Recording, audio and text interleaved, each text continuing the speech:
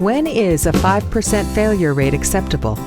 November 30th, 2017. Just over 1 year ago, I was introduced to a beautiful young lady in Ontario in her mid-30s.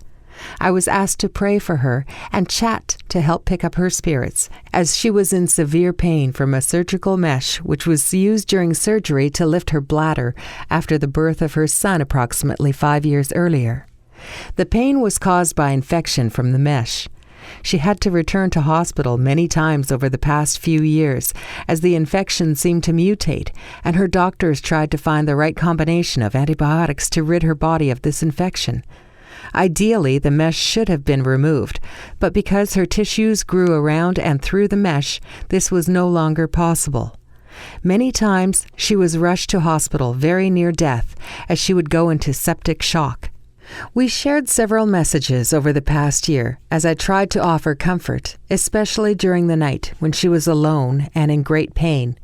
She had become an advocate for a group of women who had launched a class action lawsuit against the manufacturers of this surgical mesh, which was slowly destroying her body.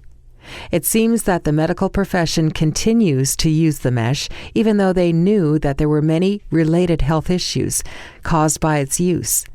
In fact, the failure rate was around 5%. This courageous young lady was confined to bed most of the time in great pain. Just over a month ago, she appeared on TV as she told her story about how surgical mesh completely changed her life in the worst possible way.